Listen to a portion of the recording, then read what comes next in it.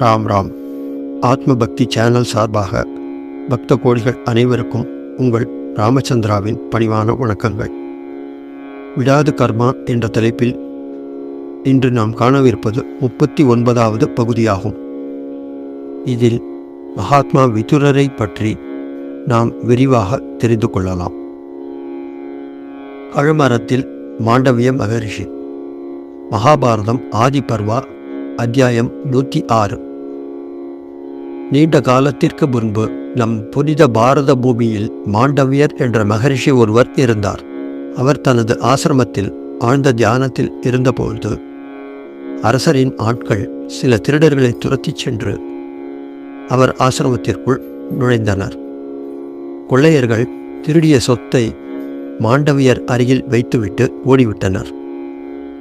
அரசனின் பணியாட்கள் திருடர்களையும் சந்தேகத்துடன் மாண்டவிய மகரிஷியையும் சேர்த்து பிடித்து அரசரிடம் ஒப்படைத்தனர். அவர்களை கழுமரத்தில் ஏற்றுமாறு அரசர் உடனே ஆணையிட்டார். திருடர்கள் இறந்தனர். ஆனால் மாண்டவியரோ இறக்கவில்லை. மன்னன் கழுமரத்திலிருந்து மாண்டவிய ரிஷியை கீழே இறக்கச் சொன்னான். மன்னன் அவரிடம் தான் செய்த தவறுக்காக தன்னை மன்னிக்க வேண்டினான். அவனை மன்னித்த பிறகு மாண்டவிய மகரிஷி யமலோகம் சென்று யமதர்மராஜனிடம் நான் செய்யாத தவறுக்காக ஏன் இந்த தண்டனை, இது என்ன நியாயம் என்று கேட்டார். சிறு வயதில் மாண்டவியர் ஒரு பட்டாம்பூச்சியின் வால் பகுதியில் முள்ளால் குத்தியதற்காக இந்த தண்டனை விதிக்கப்பட்டது என்று தர்மதேவர் பதிலளித்தார். ஆனால் 12 வயதுக்குட்பட்ட சிறுவர்கள் செய்யும் தவறுகளை பாவங்களாக கருத முடியாது என்று சாஸ்திரங்கள் கூறுவதால் தம்மை இந்த வயதில் தண்டிப்பது சரியல்ல என்று மாண்டவியர் வாதிட்டார். மேலும் கோபத்துடன் அவர் யமதர்மனை நீ பூமியில் ஒரு ஏழை வேலைக்காரியின் வயிற்றில் பிறப்பாய் என்று சபித்தார். விதுரர் சாட்சாத் யமதர்மராஜனின் அம்சமாகும். மகாபாரதம் ஆதிபர்வா அத்தியாயம் 107. மாண்டவிய மகரிஷியின் சாபத்தால் யமதர்மராஜன் பூமியில் ஹஸ்தினாபுரத்தில் ராஜமாதா சத்தியவதியின் தவப்புதல்வரான வேதவியாசர் மூலம் அம்பிகாவின் பணிப்பெண் வயிற்றில் பிறந்தார். அக்குழந்தைதான் விதுரர். ஒரே தந்தைக்கு பிறந்ததால் திருதராஷ்டிரர், பாண்டு, விதுரர் மூவரும் சகோதரர்கள் ஆவார்கள். விதுரர் ஒரு வேத பிராமணருக்கும் ஒரு பணிப்பெண்ணுக்கும் பிறந்ததால் அவருக்கு அரசனாகும் உரிமை இல்லை.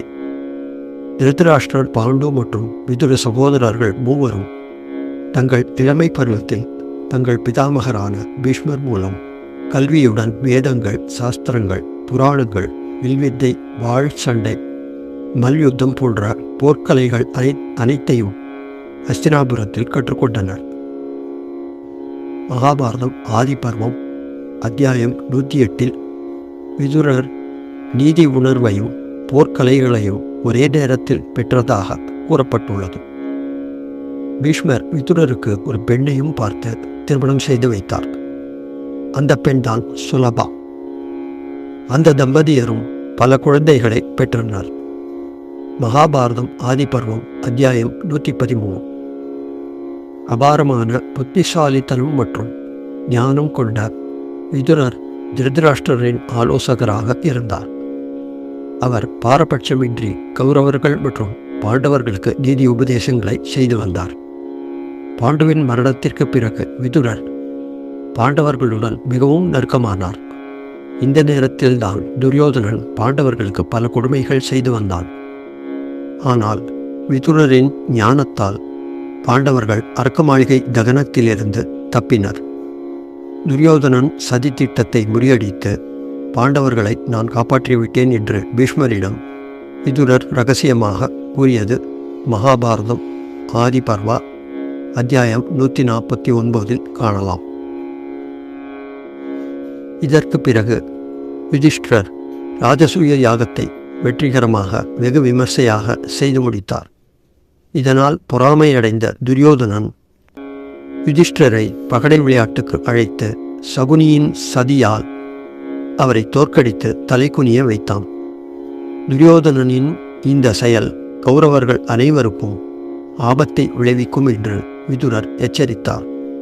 பேராசை கொண்ட துரியோதனன் விதுரரை திட்டி அவமானப்படுத்தி சூதாட்டத்தில் ஜெயித்த பின்னர் திரௌபதியை மானபங்கம் செய்து பாண்டவர்கள் செல்வம் அனைத்தையும் சூதில் வென்று அவர்களை அடிமையாக்கி அவர்களை காட்டிற்கும் விரட்டினான்.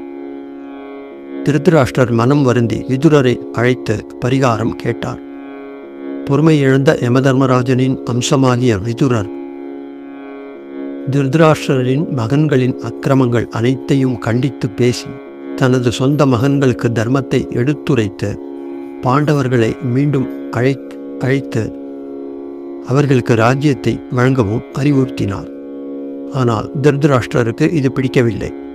அவர் விதுரர் பாண்டவர்களின் மீது பாரபட்சமானவர் என்று கூறி அவரை அரண்மனையிலிருந்து வெளியேறச் சொன்னார். இதனால் விதுரர் வருத்தமடைந்து வெகு தூரம் நடந்து காமியகாவனத்தை அடைந்து பாண்டவர்களை சந்தித்தார். விதுரர் சென்றதும் திருதராஷ்டிரர் மிகவும் கவலை அடைந்தார். அவர் மீண்டும் விதுரரை வரவழைத்து தான் செய்த தவறுக்கு மன்னிப்பு கோரினார். விதுரர் மீண்டும் திருதராஷ்டிரரின் சபையில் அவருக்கு ஆலோசகரானார். மகாபாரதம் வனப்பர்வா அத்தியாயம் 6. மகாபாரதத்தில் விதுரரின் அறிவுரைகள் மிகவும் பிரபலமானது. திருதராஷ்டிரர் தனது மகன்களுக்கும் பாண்டவர்களுக்கும் இடையே தொடர்ந்து சண்டை சச்சரவுகள் ஏற்பட்டு மனதளவில் கலங்கிய போதெல்லாம் திருதராஷ்டிரருக்கு ஆறுதல் அளித்து அவருக்கு அறிவுரைகள் கூறி அவரை மகிழ்விப்பதே விதுரரின் முக்கியமான கடமையாக இருந்தது. ஆனால் விதுரர் தன் கடமையை சிறப்பாக செய்த போதிலும் திருதராஷ்டிரர் அதையெல்லாம் காதில் வாங்காமல் அலட்சியப்படுத்தினார். ஸ்ரீ கிருஷ்ணர் பாண்டவர்களின் தூதுவராக அஸ்தினாபுரத்திற்கு சென்றபோது அவர்களுக்கு ஊசி முனை அளவு கூட இடம் தர மாட்டேன் என்று கூறினான் துரியோதனன். அதனால் துரியோதனனின் ஆடம்பரமான விருந்தை புறக்கணித்து விதுரரின் தூய பக்தி காரணமாக அவர் வீட்டில் சாப்பிடச் சென்றார் ஸ்ரீகிருஷ்ணர். ஸ்ரீகிருஷ்ணர் விதுரர் வீட்டிற்கு வருகை புரிந்தபோது அவர் வீட்டில் இல்லை. விதுரரின் மனைவி சுலபா அவரை வரவேற்று பரவசமான பக்தி நிலை காரணமாக தூய அன்பின் மிகுதியால் கிருஷ்ணருக்கு வாழைப்பழத்தோலை வழங்கி உண்மையான பழத்தை வீசி எறிந்தார். கிருஷ்ணரும் மிகுந்த மகிழ்ச்சியுடன் தோள்களையே ஏற்றுக்கொண்டார். விதுரர் திரும்பி வந்து இதை கண்டதும் அவர் தனது மனைவியை மிகவும் கண்டித்தார். பின்னர் அவள் பழத்தையே வழங்கிய போது துவாரகையில் தனக்கு வழங்கப்படும் எந்த உணவையும் விட பழத்தை தவிர்த்து தூய அன்புடன் சுலபா கொடுத்த பழத்தோள்களே சுவையாக இருந்ததாக கூறினார் ஸ்ரீகிருஷ்ணர். விதுரர் வீட்டில் உணவு உண்ட பின் ஸ்ரீகிருஷ்ணர் தம்பதியர் இருவரையும் ஆசீர்வதித்துவிட்டு துரியோதனன் அரண்மனைக்கு திரும்பச் சென்றார். கௌரவர் சபையில் துரியோதனன் ஸ்ரீகிருஷ்ணரை அவமரியாதை செய்து போர் ஒன்றே முடிவு என்று கூறி அவரை திருப்பி அனுப்பினான். கௌரவர்களுக்கும் பாண்டவர்களுக்கும் இடையே போரை நிறுத்தும் முயற்சியில் விதுரர் தோல்வியடைந்த போது அவர் மிகவும் பரிதாபமாக போரில் கலந்து கொள்ளாமல் யாத்திரைக்கு சென்றார். கடைசியில் மண்ணாசையினால் குருட்சேத்திரத்தில் பாண்டவர்களுடன் நடந்த தர்ம யுத்தத்தில் கௌரவர்கள் அனைவருடனும் சேர்ந்து துரியோதனனும் இறந்தான். இறுதியில் விதுரர் நல்ல உபதேசங்களால் திருதராஷ்டிரருக்கு ஆறுதல் கூறி வாழ்க்கையின் நிலையற்ற தன்மை மற்றும் ஆன்மாவின் முக்கியத்துவத்தை பற்றி கூறினார். பிரபாச கஷேத்திரத்தில் போரின் முடிவு பற்றிய செய்தியை பெற்று விதுரர் யமுனை நதியோரம் செல்லும் வழியில் உத்தவரிடம் ஸ்ரீ கிருஷ்ணரும் வைகுண்டம் சென்ற செய்தியை காதில் கேட்டவுடன் மயக்கமுற்றார். மைத்ரேயர் மூலமாக இறப்பதற்கு முன் ஸ்ரீ கிருஷ்ணர் உத்தவருக்கு அருளிய கீதையையும் கேட்டறிந்தார் விதுரர். பாரத போர் முடிவுக்கு பின் புதிய அரசாங்கத்தின் நிர்வாகத்தை எவ்வாறு மேற்கொள்வது என்று யுதிஷ்டிரருக்கு விதுரர் ஆலோசனைகள் கூறினார். அதன் பிறகு தனது கடைசி நாட்களை கழிக்க திருதராஷ்டிரர் காந்தாரி, குந்தி மற்றும் சஞ்சயன் ஆகியோருடன் காட்டிற்கு சென்றார் விதுரர்.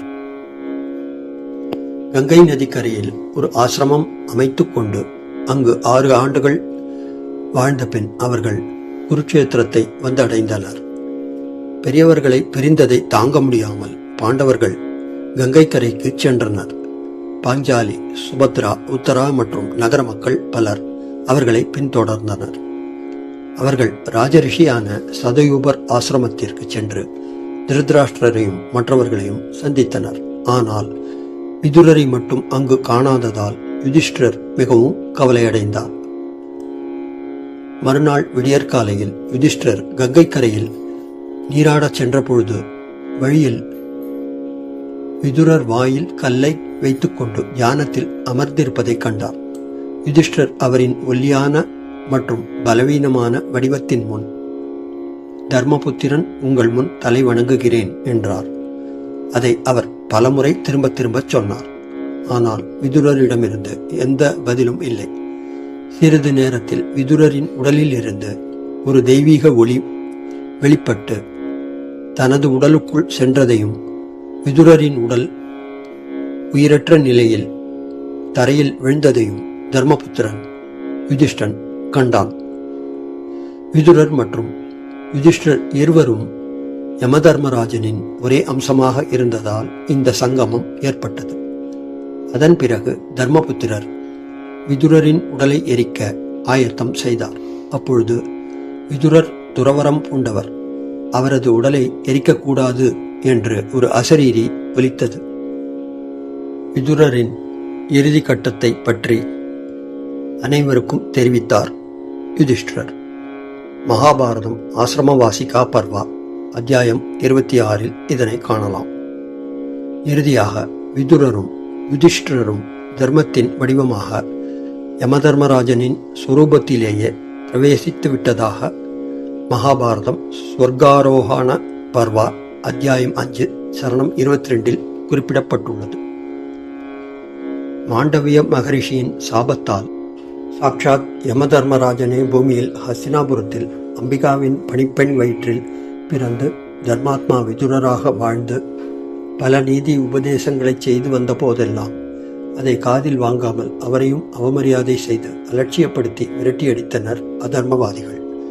மாண்டவிய மகரிஷியின் சாபத்தால் தம் கர்மங்கள் யாவையும் விதுரரின் வடிவில் பூமியில் அனுபவித்த பின்னர் தமது கர்ம பந்தங்கள் அனைத்திலிருந்தும் விடுதலை பெற்றார் யமதர்மராஜன். இறைவன் நாமம் சொல்ல சொல்ல நம் கர்ம வினைகள் யாவும் இந்த ஜென்மத்திலேயே கரையும். ராம் ராம்.